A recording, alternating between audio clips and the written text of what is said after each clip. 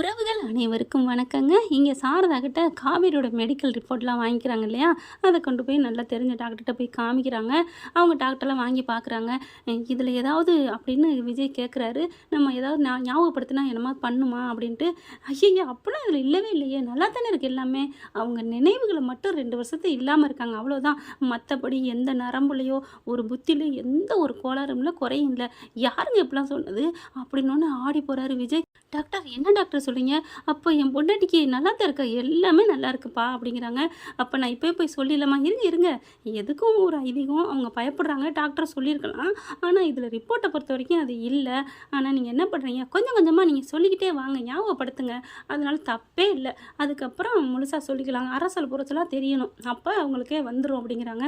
Thank you doctor, thank you doctor அப்படி சொல்லிட்டு ரொம்ப நன்றி சொல்கிறாங்க. அப்புறம் ஃபீஸை கொடுக்கல, வேணாம் கிளம்புங்க அப்படிங்கிறாங்க. அதுக்கப்புறம் அங்கேருந்து கிளம்பி சந்தோஷம். ஐயோ, அப்போ என் பொண்டாட்டிக்கிட்ட எல்லாத்தையும் சொல்ல போகிறேன்.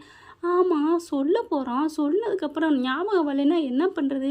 பரவாயில்ல, சொல்லுவோம். புருஷனா ஏற்றுக்கிட்டு வந்தாலும் சரி, வராட்டி சரி, நம்ம பொண்டாட்டி உயிரோடு இருக்கா, அது போதும் நமக்கு அப்படின்னு சொல்லிட்டு சாரதா வீட்டுக்கு போக போகிறாங்க. இந்நேரம் வந்து ஸ்கூலில் தானே இருப்பா அப்படின்னு வீட்டுக்கு போயிடுறாரு. வீட்டுக்கு பண்ண, வாங்க தம்பி, வாங்க வாங்க. அப்படியே சாரதா வாயெல்லாம் பல்லு. என்ன தம்பி வாங்க, போனீங்களா, என்ன சொன்னாங்க அப்படிங்கல. அத்தை கை கொடுங்க, ஸ்வீட் கொடுங்க அப்படிங்கிறாங்க. என்ன, இருங்க நானே போய் எடுத்துகிட்டு உள்ளுக்குள்ளே போகிறாரு. ஏதாவது ஸ்வீட் இருக்கான்னு பார்க்குறாங்க, ஒன்றும் இல்லை. அதுக்கப்புறம் ஜீனி எடுத்துகிட்டு வந்து வாயில் போடுறாங்க. என்ன தம்பி அப்படிங்கல. அதெல்லாம் ஒன்றுமே இல்லையா அத்தை அப்படிங்கிறாங்க. அப்புறம் ஏன் அப்படி சொன்னாங்க அப்படின்னு சாரதா கேட்டோன்னே விஜய் வந்து தலையை தொங்க போடுறாரு. என்ன தம்பி, ஏன் ஒரு மாதிரி இருக்கீங்க அப்படின்னு கேட்கல. இல்லத்த, எங்கள் பாட்டி தான் இந்த வேலை பண்ணியிருக்குன்னு எனக்கே தெரியுது, உங்களுக்கே தெரியலையா, கூட்டி கழிச்சு பாருங்களேன்.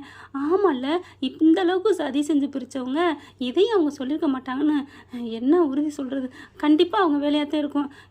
இதை நம்பி ஐயோ, என் பிள்ளைக்கு இந்த மாதிரி ஏதாவது ஆயிருமேன்னு உண்மையே சொல்லாமல் 5 வருஷம் வச்சுட்டேனே தம்பி. அவள் அடிக்கடி கேட்பா, கனவுல ஒருத்தர் வராருன்னு. ஐயோ, நான் தப்பு பண்ணிட்டேனேன்னு நொந்துக்கிறாங்க சாரதா. இங்கே பார்த்தீங்கன்னா ஆஸ்பத்திரிக்கு விஜய் போகிறதுனால தாத்தா என்ன பண்ணுறாரு, நான் போய் பாப்பா கூப்பிட்டு வரேன்ப்பா அப்படிங்கிறாங்க. இப்போ தாத்தா தான் மன்னிப்பு கேட்டு மனசு திருந்திடுறாரு இல்லையா, அதனால அதை விட விஜய் மன்னிச்சிட்டாருங்க. அதாங்க தெய்வங்கிறது, மன்னிப்பு கொடுக்குறவன் மாமனிதன் சொல்லுவாங்க, தெய்வத்துக்கு சமம்னு சொல்லுவாங்க. அதனால மன்னிச்சிடாரு. இனிமேல் எந்த தப்பும் பண்ணாதீங்க தாத்தான்னு உறுதி வாங்கிக்கிறாங்க. ஆனால் சித்தப்பை நம்ப முடியாதுங்க, அவன் எப்போ வேணாலும் பசுவோட என்ட்ரி ஆகலாம். அப்புறம் பார்த்தீங்கன்னா இங்கே தாத்தாவை போய் கூப்பிட்டுறோன்னா சரின்றாரு, அனுப்பி வச்சுறாங்க. நான் காவேரி பார்க்கணும், அதுதான் முக்கியம், இருந்தாலும் அவள் உடல்நிலையை கண்டுபிடிக்கிறது தானே நமக்கு மெயின் அப்படின்ட்டு இந்த வேலையில் இறங்கிறாரு. இந்த சமயம் நம்ம தாத்தாவுக்கும் ஆசை, எப்படியாவது நம்ம பேத்தியை பார்க்கணுமேனு. பாவம், என்ன பண்ணி தொலைக்கிறது? தாத்தாவே போனால் போதுன்னு சொல்ல வேண்டியதாக இருக்குது. இந்த தங்கமயில் பார்த்தீங்களா, பாவம்னு நினைக்க தோணுது. அந்தளவுக்கு அவன் ஆத்தா பேச்சை தானங்க கேட்டு ஆடுனா, அதே மாதிரி தான் இங்கே தாத்தாவும் கல்யாணி பேச்சை கேட்டு ஆடிட்டார். வேறு ஒன்றும் இல்லை, பொண்டாட்டி சொல்ல மந்திரம்னு நினச்சிட்டான் போல இருக்குது. இப்போ வாசலில் நிற்கிறாங்க, பெல் அடிச்சிடுறாங்க, வர்றாங்க. நம்ம குட்டிமா பார்த்து தாத்தா அப்படின்னு சொல்லிட்டு கட்டி பிடிக்குது. டேடி வரல அப்படிங்கிற. அவங்க வேலையாக இருக்குன்னு போயிட்டாருமா அப்படிங்கிறாங்க. கரெக்டாக எங்கம்மா உங்கள் மிஸ்ஸு, அதோ வர்றாங்க பாருங்க அப்படிங்கிற. காவேரி பார்க்குறாரு, அப்படியே ஆடி போகிறாரு. அப்படியே இந்த பிள்ளைங்களை பிரிச்சுட்டனே, பாவி ஆயிட்டனே அப்படின்னு மனசு உருகுது. பக்கத்தில் வராங்க, அவளுக்கு தெரியுதான்னு பார்ப்போம் அப்படின்னு நிற்கிறாரு. கிட்டக்க வராங்க, அப்படியே மாதிரியா உத்து பார்க்குறாங்க. காவேரி அப்படிங்கிறாரு. காவேரி தான், நீங்கள் இந்த பாப்பாவுக்கு தாத்தாவா அப்படின்னு சொல்ல. இல்லைம்மா, இவங்க அப்பாவுக்கு தாத்தாம்மா. ஓ அப்படியா, இவங்களுக்கே தாத்தா மாதிரி தான் நீங்கள் எங்கே இருக்கீங்க தாத்தா, வாடி மாரி தான் அப்படின்னு சொல்ல. ஐயோ, அப்படியே அதே மாதிரி பேசுகிறாளே அப்படின்னு நினைக்கிறாங்க. காவேரி, என்ன உனக்கு தெரியுதாம்மா அப்படிங்கிறாங்க. இதுதான் நிற்கிறீங்க தெரியுதே அப்படின்னு சொல்ல. சிரிப்பு அப்படின்ட்டு சிறப்பு அப்படிங்கிறாரு. இல்லைம்மா, உனக்கு தெரிஞ்சதா தோணுதா, எப்பாவது என்னை பார்த்த மாதிரி? உங்களை பார்த்த மாதிரி தான் இருக்குது தாத்தா அப்படிங்கிறாங்க. சொல்லுடா சொல்லு, எங்கே பார்த்தா அப்படிங்கல. அதுதானே தெரியல, உங்களை எனக்கு ஆஸ்பத்திரியில் நான் வரையில, சென்னையில் இருந்து உங்களை பார்த்ததான் ஞாபகம் இருக்குது. அந்த வீட்டில் இதே கலர் சட்டை 5 வருஷமாக இதே தான் போட்டிருந்தீங்க அப்படின்னு சொல்ல. இல்லைம்மா அப்படிங்கிறாரு. அதுக்கப்புறம் அங்கே தான் உங்களை பார்த்துருக்கேன், எனக்கு அது மனசில் இருக்குது, உங்கள் மூஞ்சி மட்டும் எனக்கு ஞாபகத்தில் இருக்குது. அந்த வீட்டில் தானே இருந்தீங்க, எனக்கு அங்கெல்லாம் தங்குறதுக்கு இடம் கொடுத்துருக்கீங்க, பரவாயில்ல அப்படிங்கிறாங்க. அதுக்கப்புறம் வேறு உனக்கு ஏதாவது ஞாபகம்? வேறு என்ன ஞாபகம் வரணும்? அந்த வீட்டில் இருக்கையில் நான் எதுவும் வாடகை கொடுக்காமல் இருந்தேம்மா, காசு கொடுக்காம இருந்தேன்னா? இல்லை, உங்கள் வீட்டில் இருந்து சோத்து சட்டி ஆனை சட்டி தூக்கிட்டு ஓடிட்டேன் தாத்தா அப்படின்னு சொல்ல. அப்படியே ரசிக்கிறாரு, பாவமாக நினைக்கிறாரு. ஒன்றும் இல்லைடா, நீ நல்லா இருப்பம்மா, உன் மனசுக்கு, உன் நல்ல மனசுக்கு எல்லாமே உனக்கு கூடிய சீக்கிரம் கிடைக்கும் அப்படிங்கிறாங்க.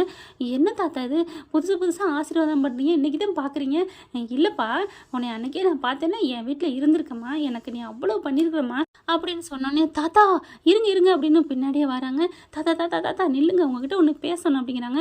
இல்லைம்மா மணி ஆகுது, லேட் ஆகுது, தாத்தா இருங்க அப்படின்ட்டு என்ன பண்ணுது, அவங்களோட வண்டியில் ஏறிடுது.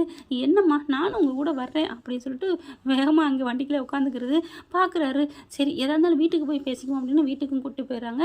இங்கே விஜய் வந்து சாரதா கிட்ட எல்லாத்தையும் சொல்லி முடிச்சுட்டு வீட்டுக்கு வர்றாருங்க. வந்தால் இங்கே காவேரி எல்லாத்தையும் பார்க்குது பேந்த. அப்போ தான் கேட்குறாங்க, சொல்லுங்களேன், உங்கள் வீட்டில் இருக்கையில் ஏதாவது நடந்துச்சா, ஏதாவது எனக்குள்ளே என் வாழ்க்கைக்குள்ளே மாற்றம் இருக்கா, எங்கள் அம்மா எதுவுமே சொல்ல மாட்டேங்கிறாங்களே, ப்ளீஸ் சொல்லுங்கள் தாத்தா அப்படிங்கிறாங்க.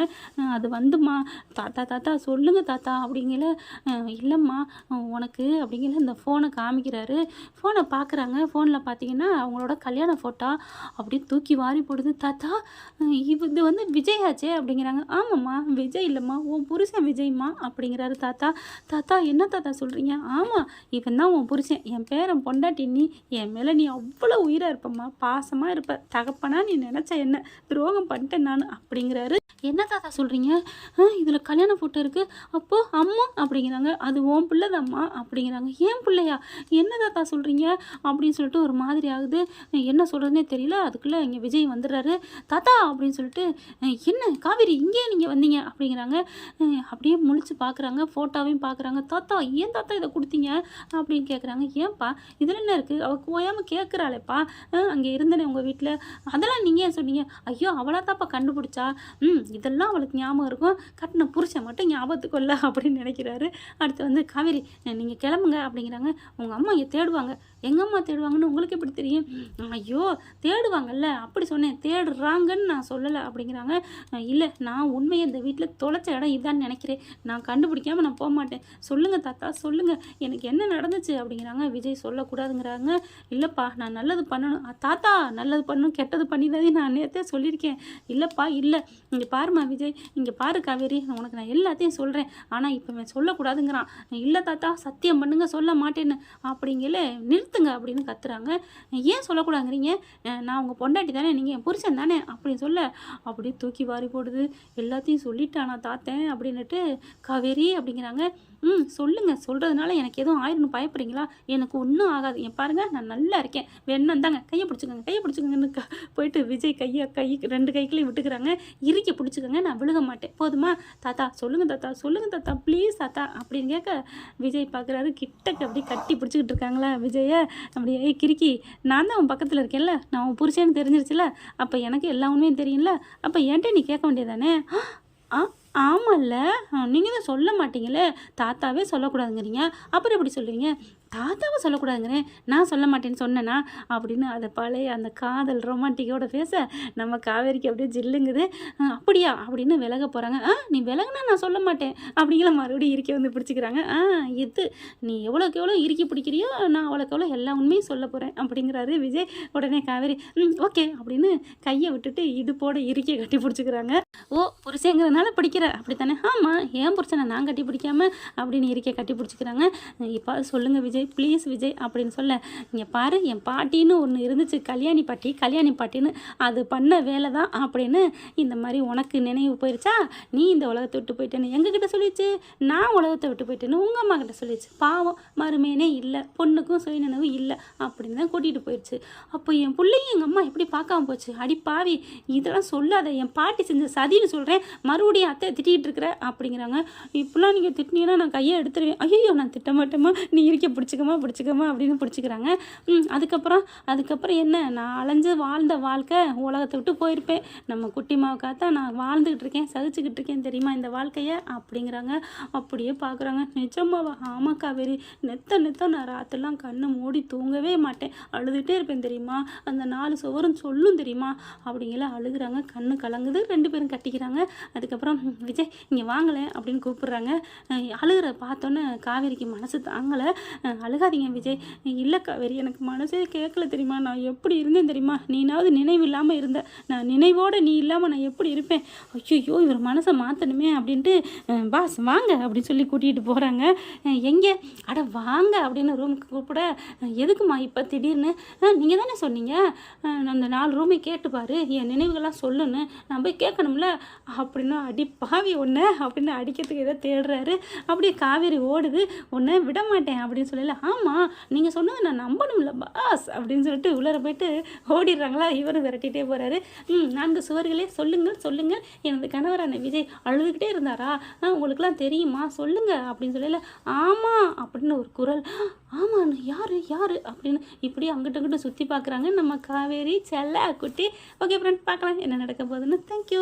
இந்த வீடியோ உங்களுக்கு பிடிச்சிருந்தா தயவு செய்து லைக் பண்ணுங்க. இன்னும் அப்டேட்ஸ்க்காக சேனலை சப்ஸ்கிரைப் பண்ண மறக்காதீங்க. நம்ம கிட்ட இருக்க எல்லா சேனல்ஸோட லேட்டஸ்ட் வீடியோ அப்டேட்ஸ்க்காக மேல ரைட் சைடுல காட்டுற லிங்கை கிளிக் பண்ணி வாட்ஸ்அப் குரூப்ல ஜாயின் பண்ணுங்க. உங்களிடம் விடைபெறுவது நான் உங்கள் மெஹர்.